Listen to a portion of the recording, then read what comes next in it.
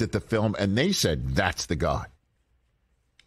I guess then they turn around and say, what? Let's give him another guaranteed year. Give him 70 more an million. An insane amount of money. Guaranteed. Send the pen to the Hall of Fame because he keeps setting records for that sort of thing. Man. You like that? Yeah, he does. Right? Captain Kirk, there he is, signing again. And you're like, okay, they're going down the same rabbit hole in Minnesota again. Yeah. Is that, by the way, that's from the Rich Eisen show. If this is about the 7th time that Rich has just crapped on the Kirk Cousins contract. But that photo for the YouTube audience, hello, by the way, Reckless Speculation Thursday, that photo should be like, if Kirk ever makes the Ring of Honor, you've got John Randall with the eye black, you've got Alan Page with the bloody hands, Randy Moss, and then you got Kirk Cousins not in uniform, but at a boardroom table signing a contract with a pen. That should be the photo for him. Well, that or him in his conversion van. Yeah. Or that. Yeah. No. I don't need to see that ever again. Go home. Phil, go up and down the list. So, like, if Ontario Smith somehow ever made the Ring of Honor, the Wizardator, right? The Wizardator has to go in. If Fred Smoot ever made the Ring of Honor, a certain, how do I frame this for our audience? Just a boat. Just say the boat. An adult toy. Just say the boat. Adult boat. I think, for Dwight Smith, you could just have the picture of him standing at the stairwell in Block E. Now that's I can say that. Just the stairwell. Block E. It's great. By the way, that's Darren Doogie Wolfson. He's our friend from the 5 Eyewitness News sports team. You can also find him on the Scoop podcast. And you actually just got off a call with Rick Spielman. So let's start here with this Scoop session. What is the hottest Vikings-related draft take that Rick Spielman delivered to you? Ooh, I mean, we talked for about 35 minutes. So he's doing some draft analyst work next week for Fox Sports Radio, for CBS. He wasn't even quite sure if it was CBS College Sports or CBSSports.com. He also is active on TikTok. No joke. He's great on TikTok. Good on TikTok. He's active on TikTok. In fact, he told me when he was getting done with me, he was getting ready to produce another TikTok video. I love it. Gotta dance. Dude, he evolves, man. He evolves. It's great. And he's loving life right now. I mean, I said to him, if we had spoken the afternoon of January 10th or, January 11th compared to April 21st, his mindset has completely changed. I mean, he moved down to Sanibel Island, so he's in Florida, no longer has a residence here. Most of his kids are still here in the Twin Cities, but him and his wife, and he has a special needs child, they're down in Sanibel. He's got some other things going on. He kind of dropped some hints, some non-football stuff, but he is completely loving life right now. But in terms of the Vikings draft, I can tell you, he thinks the world of Kyle Hamilton. He didn't outwardly say, okay, if Hamilton falls to 12, Kwesi better pull that trigger uber fast. But he laid out seeing Kyle in person, that opening game, Notre Dame, Florida State in Tallahassee. Rick was in Tallahassee for that game. I got the sense, the way he was gushing about Kyle Hamilton, the way that you can use Kyle Hamilton in so many different ways. And he goes, hey, the only reason he might fall to 12 is the 40 time.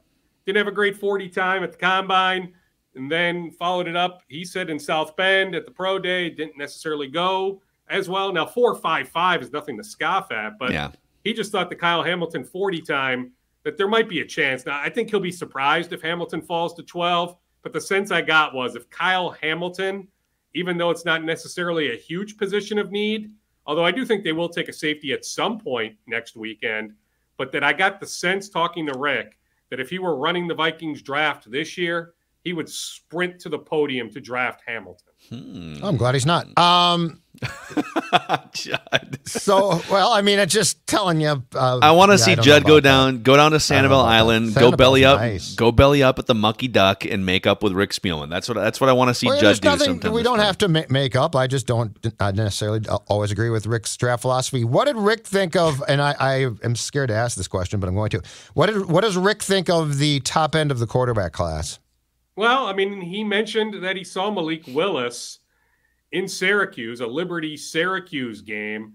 He also then agreed with me that there absolutely is a possibility that as the Vikings sit there at 12, that both quarterbacks, Pickett and Willis, are sitting there on the board, which would then allow Kwesi the potential to move backwards if Pittsburgh or New Orleans wants to move up for one of those guys. I did get the sense, though, Judd, he is a fan of Willis. Now, he wasn't going to tell me if he was still running things here, if he doesn't get fired on January 10th, if he would have taken Malik Willis. You know, he fell back on two. It's so hard at pick 12 because you just never know how the board shakes out. So we can talk about all these scenarios. He goes, I'm going to enjoy doing the media work real time, reacting as this player goes off the board at 7, this guy goes off the board at 8, 9, 10, where then he'll get a really good feel. But, you know, he admitted he still talks to a number of people here in Minnesota. You think about that front office, Rob Brzezinski, Ryan Munnins, Jamal Stevenson, those are all Spielman's guys. And he's got guys in every front office in the league, but particularly here and in Denver. Like, so he's got great intimate Vikings knowledge. Yeah. So, I mean, you said that he's enjoying life. He's living down, you know, Sanibel Island is a beautiful place to live, and he's got enough money, certainly, I'm sure, to have a nice home down there. I mean, how chapped is he by the way that things, surprisingly, I'm assuming for him, ended? Did you get into any of that stuff, or was it mostly just draft-related talk? Yeah, well, I mean, he said it certainly hit him, and we know that. I mean, we reported a lot of this the week of January 10th. You know, he had a chance to address the team on his way out. It got very emotional. He's an emotional person. So those first handful of days, like, I think it really hit him. And I'm telling you, like, I don't think he went into that meeting at 7:30, 8 a.m. on the morning of Monday, January 10th, fully expecting to get fired, maybe reassigned, but not fired.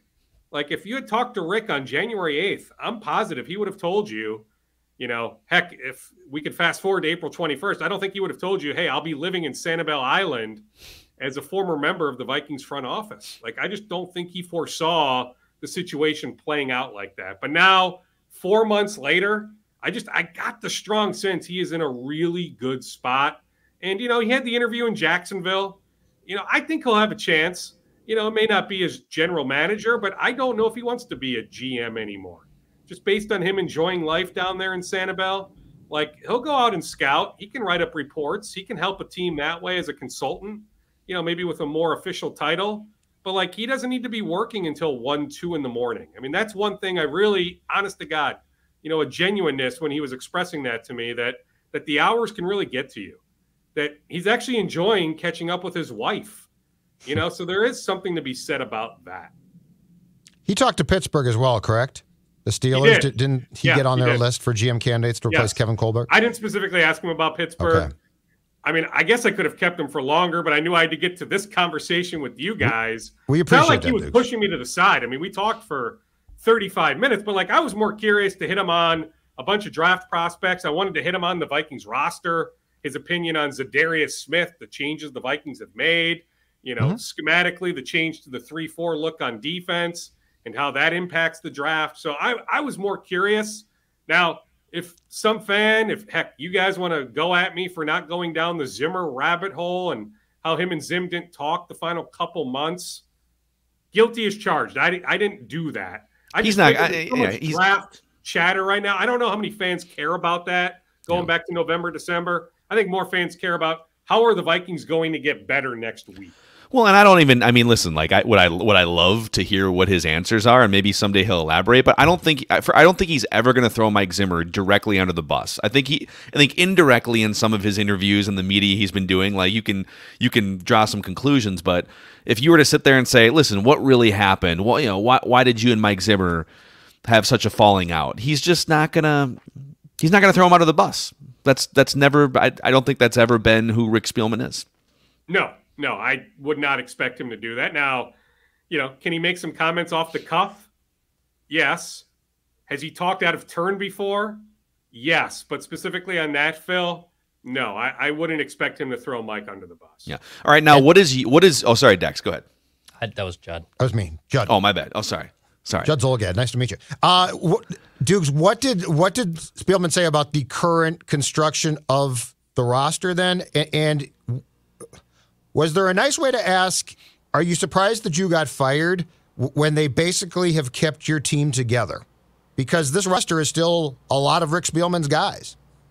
Yeah, I mean, I more framed the question about the weirdness of not being in a war room right now, finalizing the draft board. You know, what the heck are you doing talking to me from Sanibel Island via Zoom? You Sure. should be at TCO Performance Center in a war room finalizing the draft board. And certainly he admitted to it being weird, even though he's done the media stuff before, going way back with ESPN back in whenever that was, 04, 05, before coming here to join the Vikings in 06. But yeah, it wasn't necessarily, were you surprised? You know, I didn't necessarily frame it that way, but we know. I mean, I can just tell you, you know, he didn't necessarily say it to me, Judd, but he 100% was surprised. Like, he didn't foresee Ziggy and Mark saying, Rick, you are fired. You are gone. We will eat the remaining money on your contract. Get the heck out. We'll give you some time to say your goodbyes, but we don't want you here anymore in any capacity. There's no way when he walked into that meeting on Monday morning, January 10th, did he see that happening. Yeah. All right, now give us your hottest Vikings-related draft take. Well, I mean, Judd and I alluded to this on Tuesday. I do think there is a scenario, we've talked about this going back a few weeks, in fact, that Kwesi will move down. But the intrigue from this week, and, you know, kudos to The Athletic, one of their national guys reporting the tidbit about Tavon Walker, the Georgia edge rusher, being one of the visitors. I mean, I have a large amount of the names that visited here draft prospect-wise. I don't have all 30 names or 29 or 28. Some guys were supposed to come, like the defensive tackle Hall from Houston was supposed to come, then it didn't match up schedule-wise, so he ended up doing a Zoom, a conversation like this. So the Vikings certainly have the book on Hall, but they weren't able to get him to Egan. But getting Tavon Walker here is certainly interesting. Now, he may go number 1 to Jacksonville, so it may not matter. But the fact that the Vikings brought in Tavon Walker just makes you wonder, is Kwesi also potentially exploring moving up? That you look at multiple teams in the top 11 have multiple picks, right? We're looking at the Giants with multiple picks. Don't the Jets have multiple picks? You know, you've got a bunch of teams with multiple first-round picks, you know, all across, you know, the first round. I mean, that's where Rick mentioned he thinks there's going to be more transactions in the first round this draft, just with all these teams having multiple picks compared to many years previous. But, you know, that's one thing I do wonder about. I don't have the definitive answer, Phil, but, you know, getting Tavon Walker in here for a visit is certainly intriguing. And, you know, the names I have of first-round talents that were here are all defensive linemen. You've got the Wyatt kid from Georgia. You've got Mafe from the Gophers.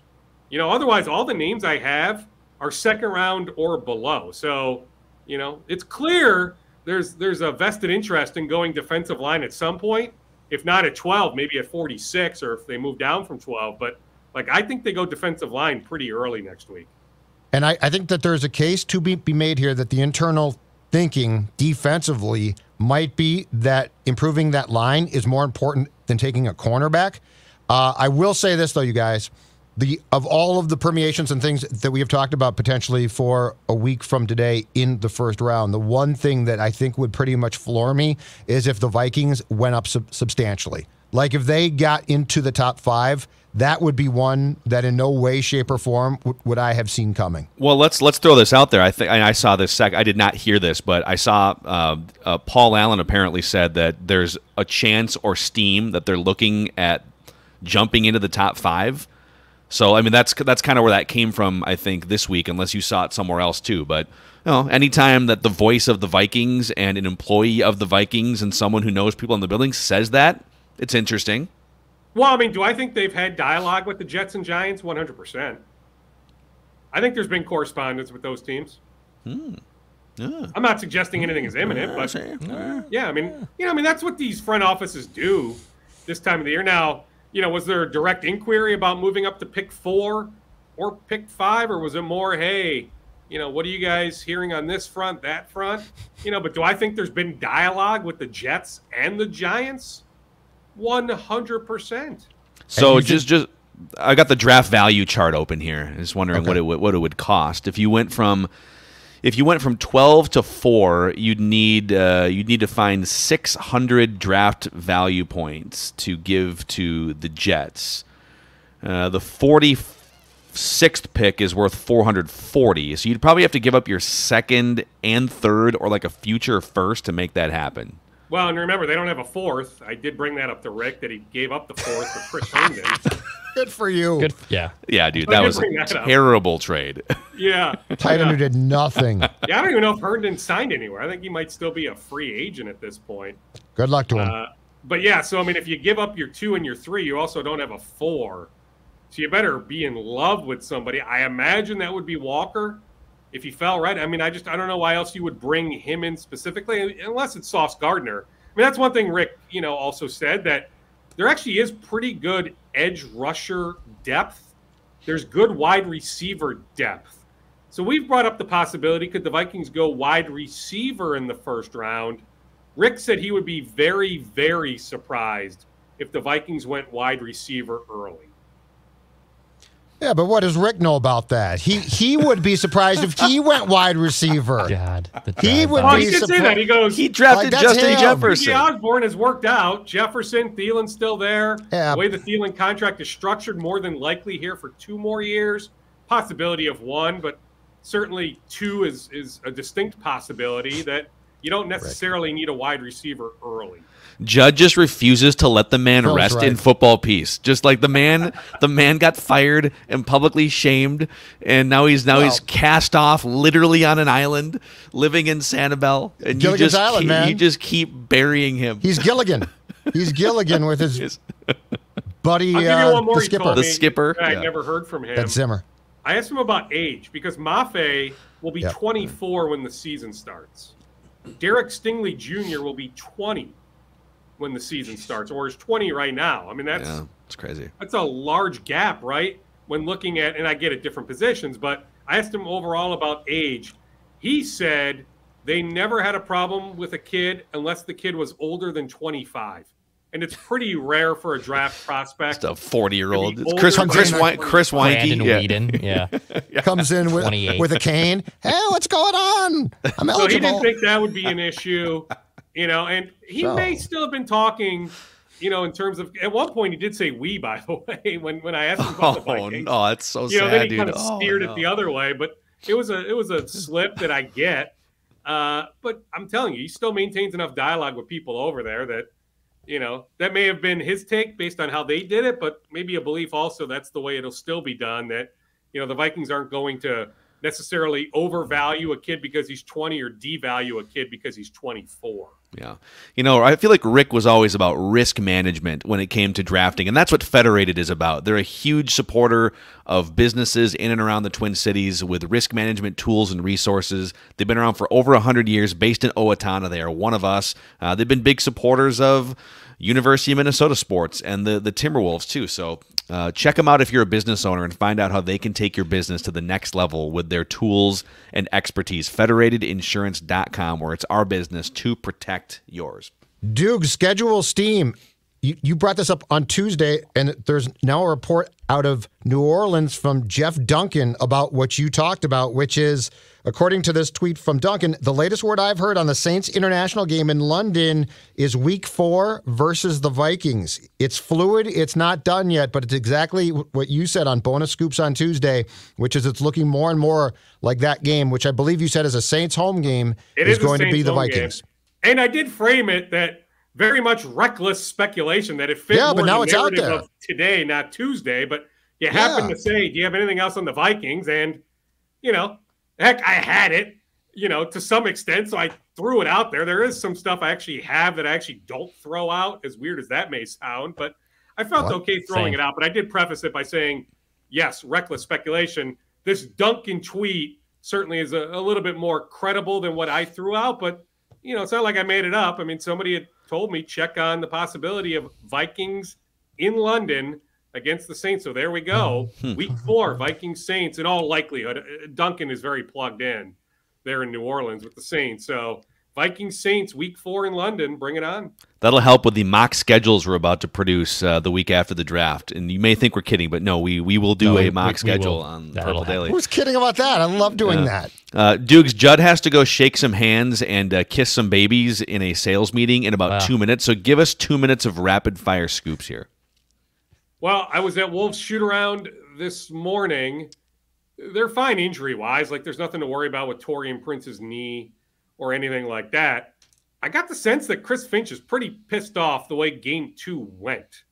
Good. That The way they defended the pick and roll, some effort issues. I think we're going to see. I mean, he got on them pretty good in the film session yesterday. I'll be surprised if we don't see more of the Wolves team we saw in Game 1. Speaking of tonight's Game 3. Tip-off, by the way, 6:32. And I did check because I had some people asking me because Game 2 here in the Twin Cities was blacked out on NBA TV. So I was asked, tonight's Game 3, TNT, will it be blacked out?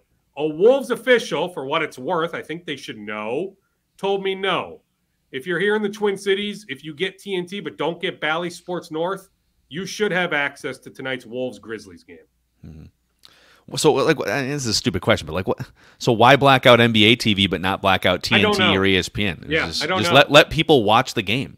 Correct. On the platform that they want. Like, that was the case on Saturday for Game 1. I mean, it was clear as day on ESPN. Right. You also had it on Bally Sports North if you wanted it, but ESPN was fine. So, good question, but this Wolves official said there shouldn't be anything to worry about. If you get TNT but don't get Bally Sports North, you should have the game tonight. Okay. There he is. Darren Doogie Wolfson, inside information about your favorite Minnesota sports teams on this Buxton Reckless is back. I brought that Thursday. up with Judd on Tuesday. I said, decent chance he's back this Royals series, if not the Royals series, Game 1 of the White Sox series. Well, here we are with first pitch in about 15 minutes. Byron Buxton back in the lineup. All right. Celebrate. It's about probably the first of 7 times where we're going to be sweating this, I would assume. Do a TikTok dance. Judd, I'm telling you, I enjoy the Jace Tingler fodder. There is not Rocco Baldelli being fired steam right this second. Not yet. Right this second. But you know what? It started on today's show, and it will spread. It will spread like wildfire. Fire spreads quickly, Doogie. You know what we got right now? We got a Twins gasoline tank, and I got matches. Doogie, we set the agenda here, okay? Yeah. We set the agenda. agenda. The game. Derek, Jim, Dave, it's all very cute what you do. I am the game, JR. There you go. There you All right, go, boys. dude. See you, Doogie. All right, see you, boys. Bye-bye. Later, All right, dudes. that's Reckless Speculation Thursday. Doogie bringing the scoops. All right, we'll see you guys after whatever happens in this Timberwolves Game 3. I don't know what's going to happen, but we'll be with you.